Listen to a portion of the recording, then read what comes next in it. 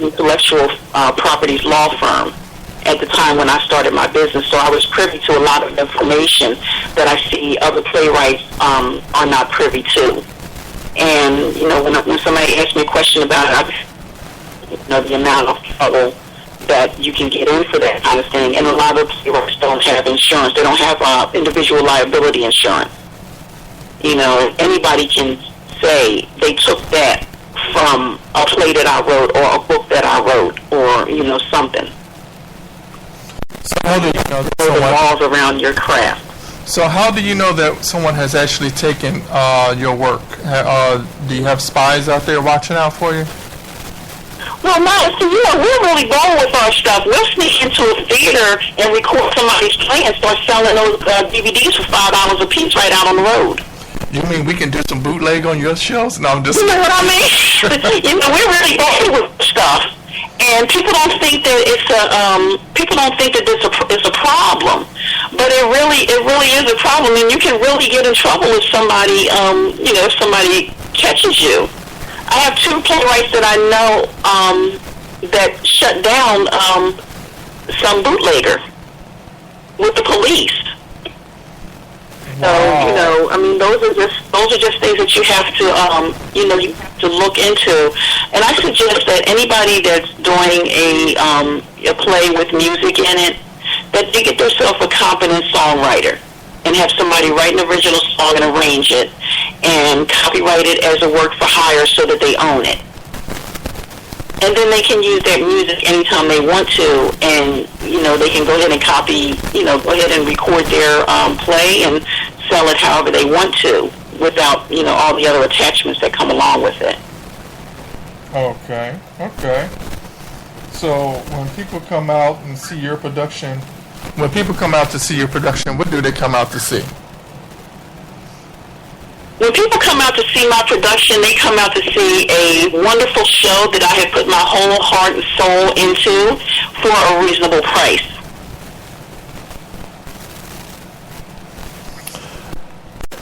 Let me ask you this.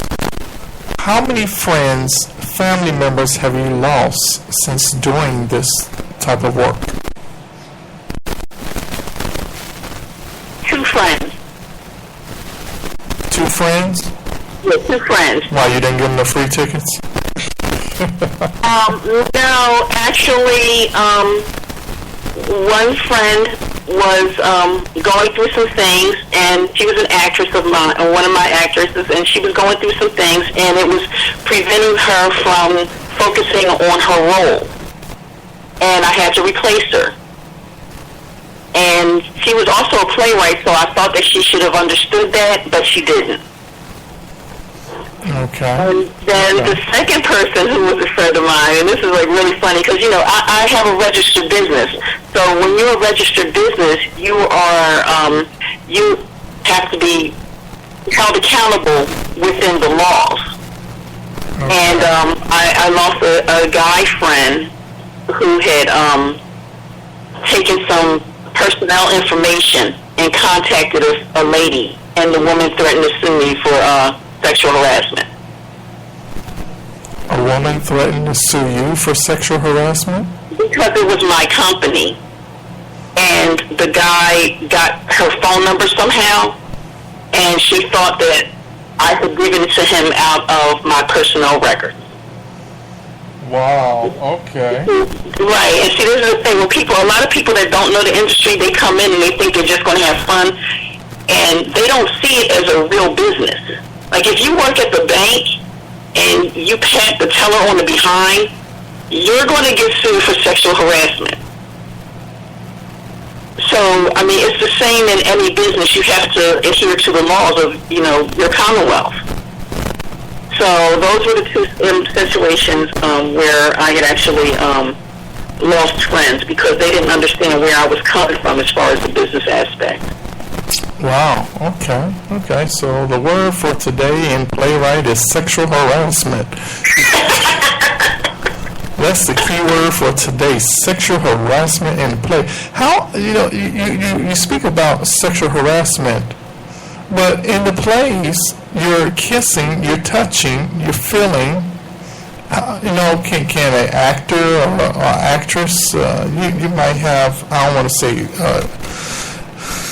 a female, well-known female actress, and you have someone who's all excited that, oh wow, this is their idol and everything. Well, see, this is the thing about that. It's a difference when you're on stage, because, like, with me, and I actually had to do a little research on this right now, because all of my plays up until now have been family-oriented plays. This one is kind of hot. It's an adult play. So, first of all, you have to let people know up front what these scenes are going to be about. And you have to ask them up front, do you have any objection to having to kiss another actor or actress? Or have another actor or actress's hands on you?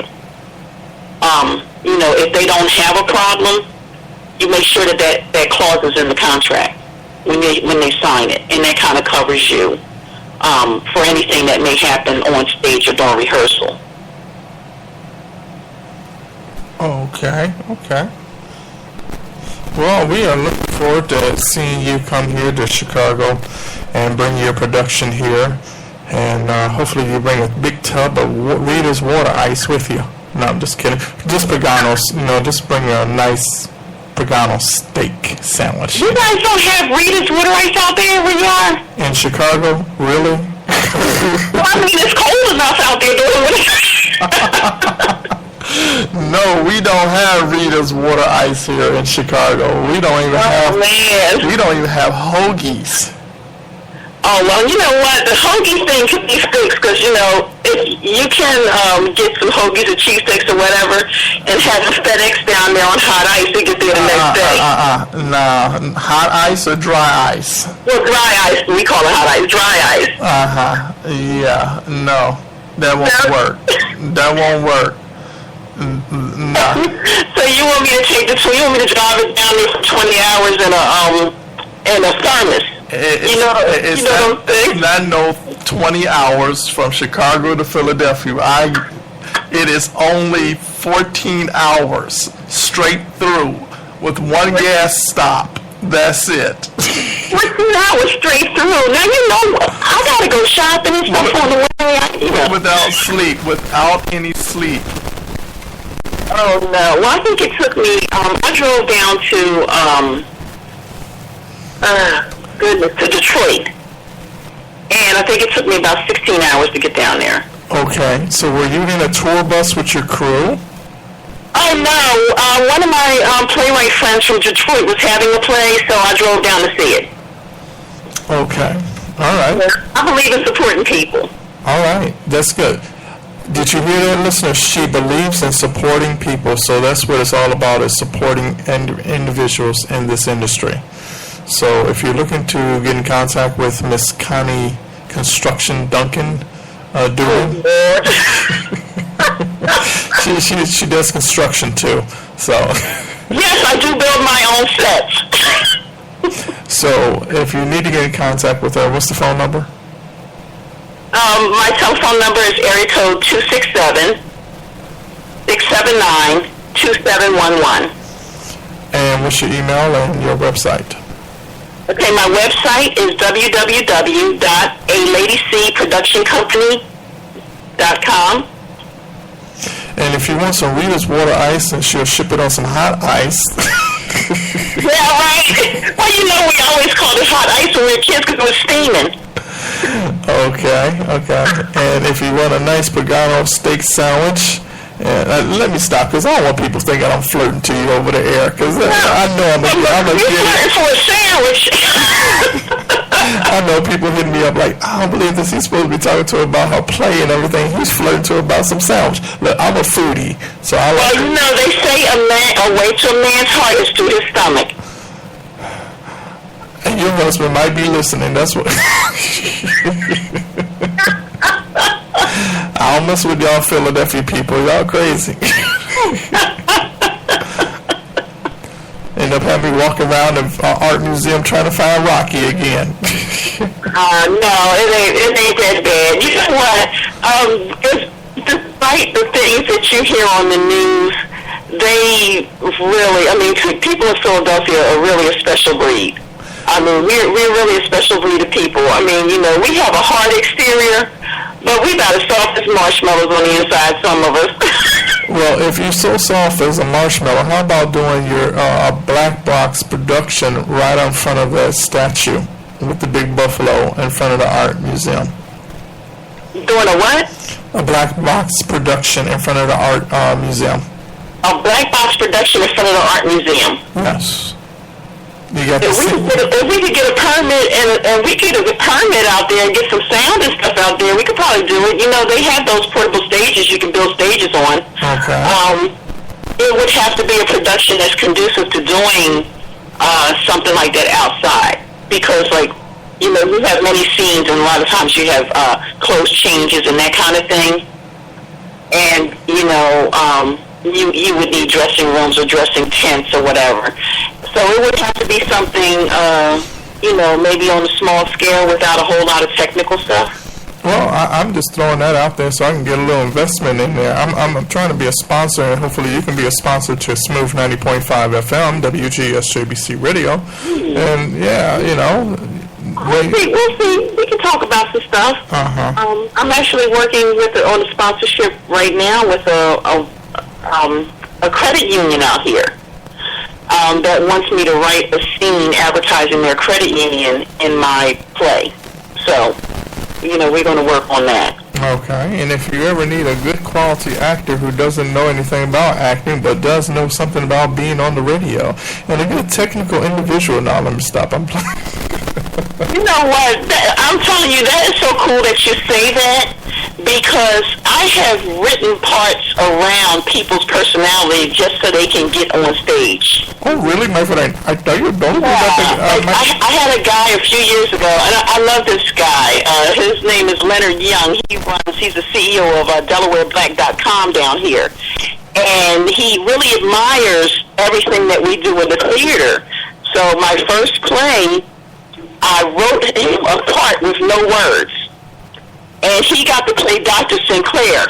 And it was so funny because all he had to do was, when the nurse paged him, he had to walk across the stage, stop and talk to the nurse, pretend he was looking at the chart and everything, and walk off.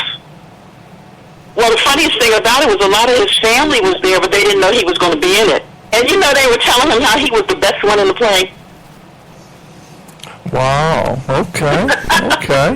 So, I mean, I have, you know, there's times when I have a script and I just think I need a little something extra, or I'll see something and get inspired by it and decide to write that small part in, you know, so I can have that person in my play.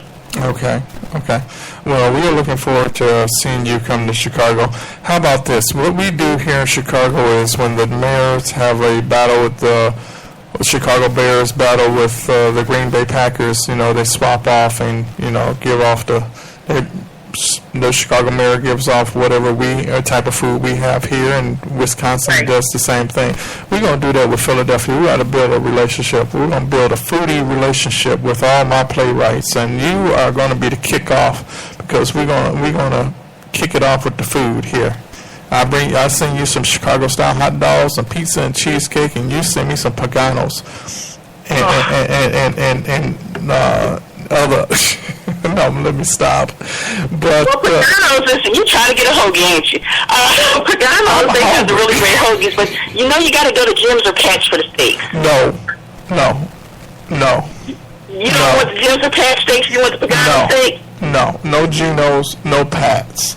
No Geno's and no Pat's? All right, well, I'm going to tell you, there's some really, really nice poppy stores down there on the corners that make mean cheese steaks, too. I'm not going in no grocery store getting no steak sandwich either. Yeah, you just don't understand. And I mean, I'm from Philadelphia. You know, I know a Philadelphia cheesesteak when I see it. It does not have cheese whiz on it. Listeners, listen up. Listen, if you have never been to Philadelphia, do not go to Wawa's and get yourself a daggone. No, you're not going to get it from Wawa's. You know, like we have, I don't know if you guys have it down there, like we have corner stores. Yeah. And people have like their little grills and whatnot. No. A lot of those places, their steaks are a lot better than some of the larger named people, you know, that have steak out here. Well, you send me an email with those names, and I'm going to say, you know, because I drove all the way up around. We were